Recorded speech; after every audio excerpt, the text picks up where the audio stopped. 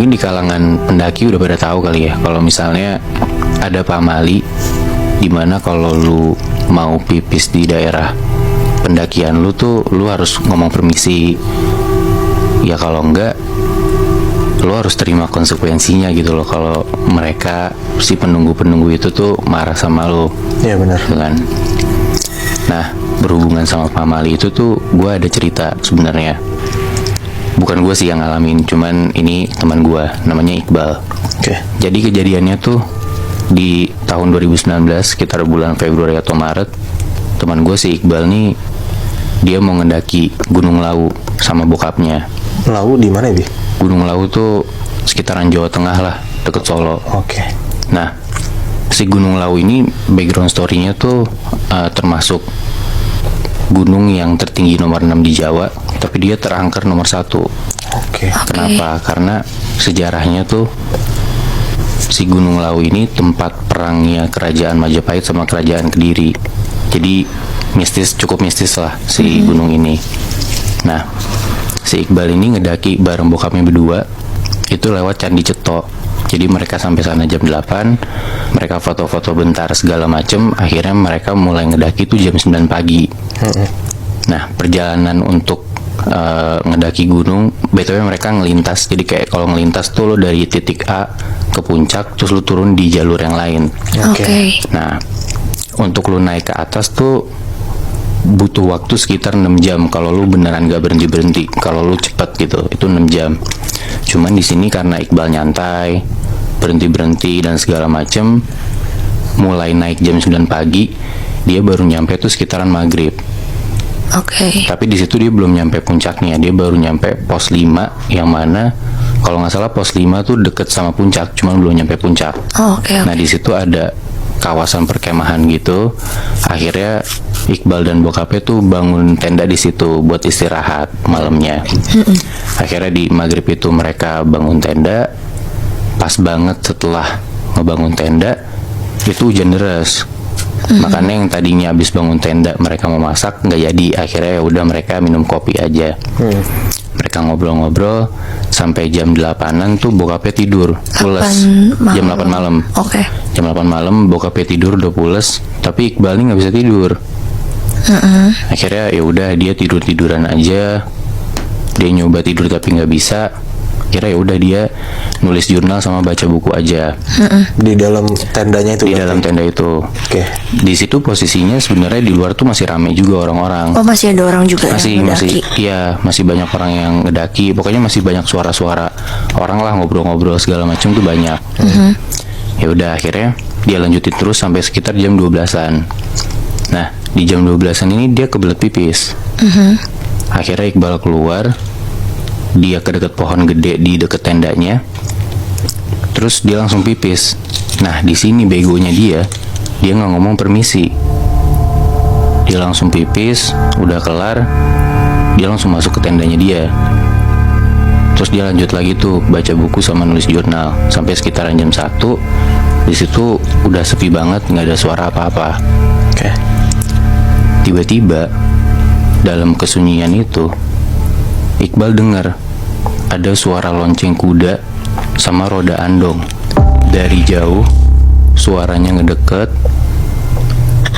lama-lama ngedeket terus sampai ke deket tendanya dia, dan dia ngerasa suaranya tuh ngiterin tendanya dia. Oke. Aneh banget kan. Di situ Iqbal deg-degan, dia mulai panik, tapi dia nggak berani keluar. Gak lama dari situ suaranya hilang. Oke. Udah Iqbal mulai agak tenang.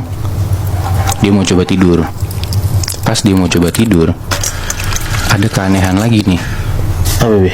Dia dengar suara tendanya tuh kayak gimana, kayak gini nih. Anjir. Oke, ngerti. Apa digaruk? Iya, kayak disentuh-sentuh gitu lah pakai jari. Dikorek-korek, dimainin gitulah dari luar. Ganggu banget. Cuman karena kayak ini cukup make sense gitu loh. Mungkin orang iseng segala macam, ya udah akhirnya Iqbal berani keluar, dia cek di luar ada apa. Ternyata pas dia keluar dia nggak ngeliat apa-apa, nggak ada siapa-siapa dan sunyi banget di situ. Ya udah akhirnya dia masuk lagi, dia tutup tendanya, dia mau coba tidur. Gak lama setelah itu suaranya ada lagi. Makin kenceng tuh suaranya. Nah makin panik kan Iqbal dengar suara kayak gitu. Bokapnya nggak kebangun Bi pas ada suara kayak gitu? Enggak Moy, bokapnya tuh pules banget tidurnya. Sedangkan Iqbal nggak bisa tidur sama sekali. Hah? Di situ dia mulai panik.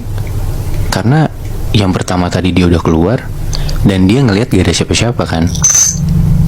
Karena kepanikan itu ya dia mulai baca-baca doa, baca ayat kursi dan segala doa-doa yang dia tahu lah. Dan suara itu tuh tetap ada, nggak berhenti-berhenti. Suara kayak ada orang nyentuh tendanya dia gitu. Akhirnya dia mutusin buat ngecek untuk kedua kalinya. Sebelum dia keluar tenda, dia baca bismillah dulu. Dia buka tendanya, dia keluarin palanya keluar. Di situ dia ngeliat seorang nenek-nenek pakai baju Jawa, pakai selendang, dan nenek ini ngebongkok. Oke. Di saat Iqbal ngeliat si sosok nenek-nenek ini, posisinya jari si nenek ini masih nyentuh tendanya Iqbal. Anjir. Sampai akhirnya si nenek ini nengok pelan-pelan ke arah Iqbal. Dan akhirnya sosok nenek ini bilang, "Nun sewu." Anjing. Merinding gitu. Di situ Iqbal langsung masuk ke dalam tenda. Dia buru-buru tidur sampai besok paginya udah pagi. Sekitar jam 9-an tuh mereka mulai ngedaki lagi ke puncak. Nah sebelum mereka ke puncak tuh Iqbal sempet sama bokapnya tuh berhenti di kayak tempat makan gitu. Namanya warung Boiem kalau nggak salah. Di situ tiba-tiba Iqbal disamperin sama seseorang cowok. Dan out of nowhere si orang ini ngomong ke Iqbal, "Mas, saya tahu tadi malam Mas habis ngeliat sesuatu kan?" Di situ Iqbal kaget. Tapi ya karena mungkin si orang ini tahu apa yang kejadian sama Iqbal tadi malam, akhirnya udahlah Iqbal ceritain tentang apa yang dialamin tadi malam. Ya akhirnya Iqbal tahu dari si orang ini kalau memang kejadian tadi malam tuh akibat dia yang pipis di sebuah pohon tanpa bilang permisi. Itu konsekuensi dari ya dalam tanda kutip kesalahan Iqbal lah. Iya.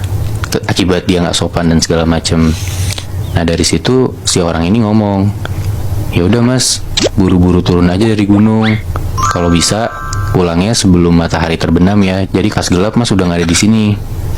Ya udah tuh akhirnya setelah dikasih tahu kayak gitu, Iqbal ngomong ke bokapnya dan bokapnya setuju. Akhirnya mereka naik ke puncak dan gak lama setelah itu mereka langsung turun ke bawah.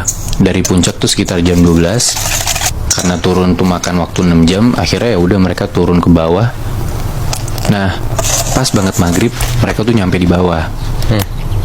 Dan untungnya ya selama perjalanan turun tuh Iqbal nggak ngerasa apa-apa, nggak ngeliat apa-apa lah segala macem.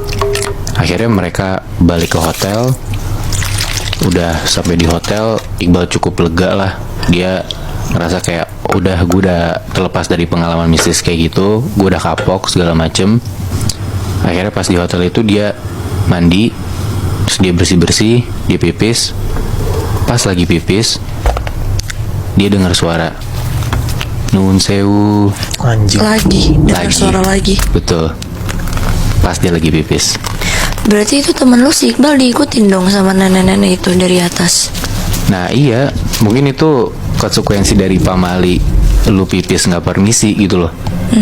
Kayak lu nggak cuma digangguin pas lu di sana aja, tapi bisa jadi benar yang lu bilang, Chef. Bisa aja lu diikutin sampai rumah lu.